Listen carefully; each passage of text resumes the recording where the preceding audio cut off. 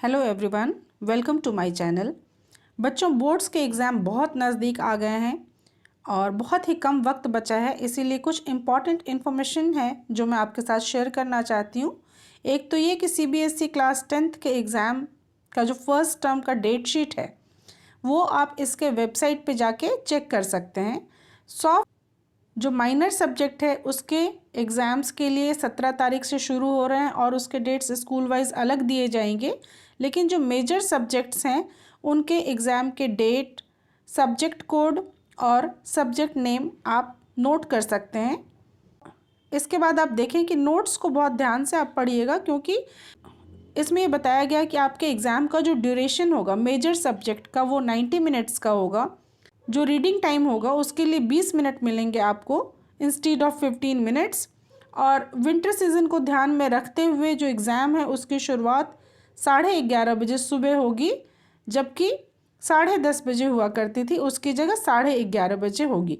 इसके अलावा आप कुछ और इन्फॉर्मेशन चाहते हैं तो www.cbsc.nic.in पे जाके इन्फॉर्मेशन गैदर कीजिए और किसी भी सोशल साइट्स पे जो कुछ भी इन्फॉर्मेशन होता है उस पर बिल्कुल भी रिलाई मत कीजिए। इसके अलावा जो मैं एक इम्पॉर्टेंट इन्फॉर्मेशन आपके साथ शेयर करना चाह रही हूँ वो ये कि जैसा कि हम सभी को मालूम है कि इस बार एग्ज़ाम का पैटर्न चेंज हो गया है और एग्ज़ाम जो है वो OMR शीट पे हो रही है, तो इसको बहुत ही ध्यान से फिल करना है।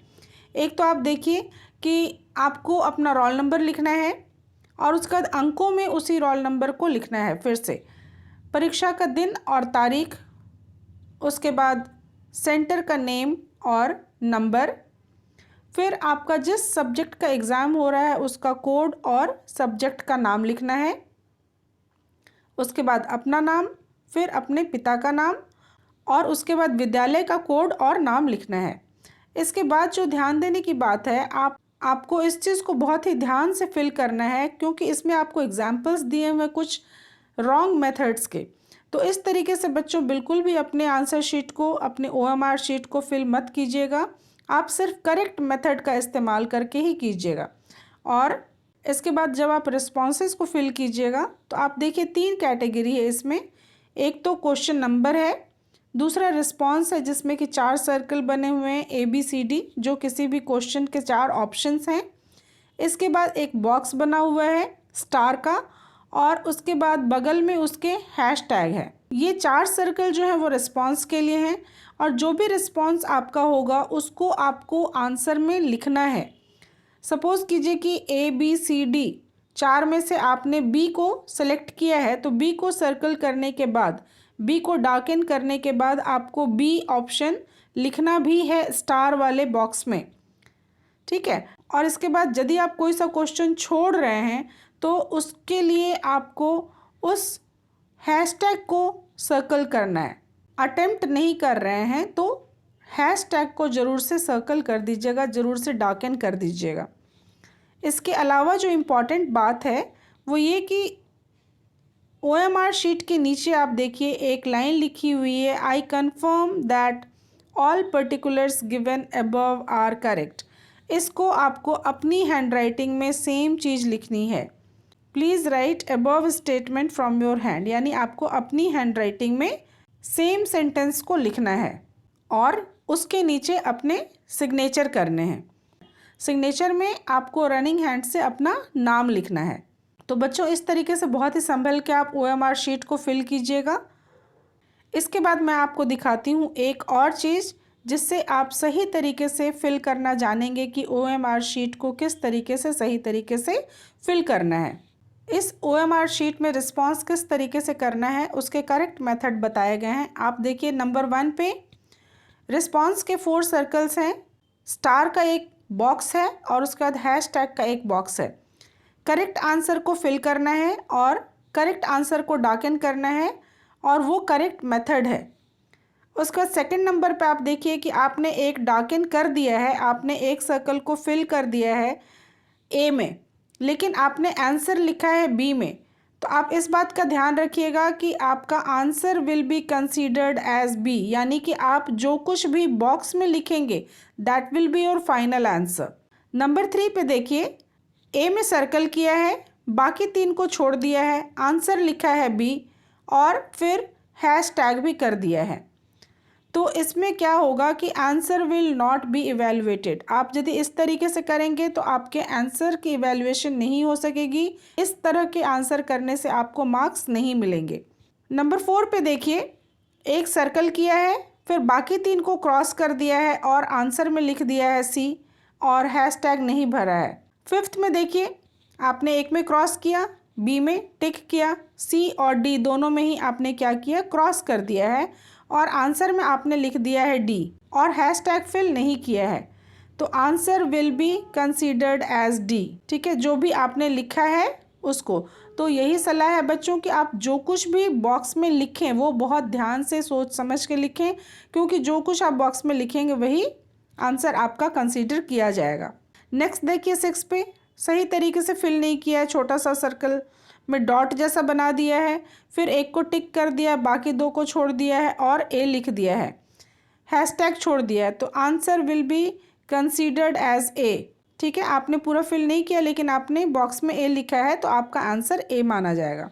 7 नंबर में देखिए किस तरीके से किया गया है और आंसर में सी लिखा गया है। तो ऐसे केस में answer will be considered as C, क्योंकि सी को सर्कल किया है और सी आंसर में लिखा है, बाकी को काट दिया है, तो आंसर सी कंसीडर किया जाएगा। 8 में देखिए, नंबर 8 में बी को सर्कल भी किया है, बी को टिक भी कर दिया है और आंसर भी लिख दिया है बी, हैशटैग नहीं डाला है, तो answer will be considered as B. Next देखिए, क्रॉस कर दिया, एक को सर्कल करके क्रॉस कर दिया, दूसरे को सर्कल करके टिक कर दिया, आंसर लिख दिया बी, तो ऐसे केस में answer will be considered as B. उसके नेक्स्ट देखिए, 2 को खाली छोड़ दिया है, एक को भर के टिक कर दिया है, एक को भर के गलत कर दिया है और आंसर लिख दिया है सी, तो ऐसे केस में आंसर कंसीडर किया जाएगा सी। यानी हर हाल में बच्चों आप जो कुछ भी लिखेंगे उसके मायने हैं और उसको कंसीडर किया जाएगा।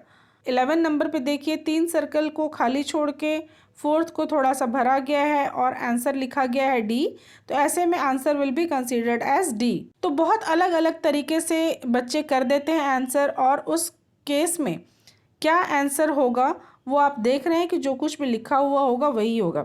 नेक्स्ट 12 नंबर में देखिए, एक सर्कल किया है, पूरा भर दिया है, उसको डार्कन कर दिया है, दूसरे में डार्कन तो किया बट उसको क्रॉस कर दिया है, आंसर लिखा है ए, तो ऐसे केस में answer will be considered as A. इसके बाद नेक्स्ट देखिए, नेक्स्ट में आप देखिए 2 सर्कल को छोड़ दिया है, तीसरे में हाफ डार्कन किया है, 4th को छोड़ दिया है, आंसर लिखा है सी, पार्शियली उसको डार्कन किया है सी को बट आंसर लिखा है सी, तो ऐसे में answer will be considered as C. 14 number में देखिए, थोड़ा सा ब्लैक कर दिया है, बाकी सबको छोड़ दिया है, डी वाले को पूरा काला कर दिया है, आंसर लिखा है डी, तो answer will be considered as D. 15 number पे देखिए, 2 सर्कल खाली छोड़े हैं, सी को बच्चे ने डार्कन किया है बट फिर उसे रियलाइज़ हुआ है कि नहीं ये सही नहीं है, उसने क्रॉस कर दिया है, लेकिन फिर भी आंसर में उसने सी लिखा है, तो ऐसे कंडीशन में answer will be considered as C. 16 में चारों खाने छोड़ दिए हैं, आंसर लिखा है बी, तो ऐसे केस में भी answer will be considered as B. 17 number में देखिए, सारा ही खाली छूटा हुआ है, सारा ही खाली छूटा हुआ है, कुछ भी नहीं भरा गया है, तो इस तरीके का जो आंसर होगा उसको अनफेयर मीन्स में माना जाएगा। So such responses will fall under unfair means, hence assistant superintendent must inform and check in the exam room. ठीक है, ये आपकी ड्यूटी नहीं है। और 18 नंबर में जो है वो आप देखिए, इसमें भी सारा खाली छोड़ा गया है, हैशटैग में डार्कन किया गया है, तो question will be considered as not attempted, यानी कि बच्चे ने क्वेश्चन को अटेम्प्ट नहीं किया है। जिस क्वेश्चन को आप छोड़ रहे हो, जिस क्वेश्चन को आप अटेम्प्ट नहीं करने वाले हो, वहाँ हैशटैग में डार्कन कर दीजिएगा। तो नए तरीके से नए पैटर्न में एग्ज़ाम दीजिए बच्चों। OMR शीट पे बड़े बड़े कॉम्पिटिटिव एग्ज़ाम्स इस तरीके से होते हैं, आपको ये मौका मिला है इस तरीके से एग्ज़ाम देने का। आप बहुत अच्छे से अपना पेपर कीजिए। All the best. Thank you.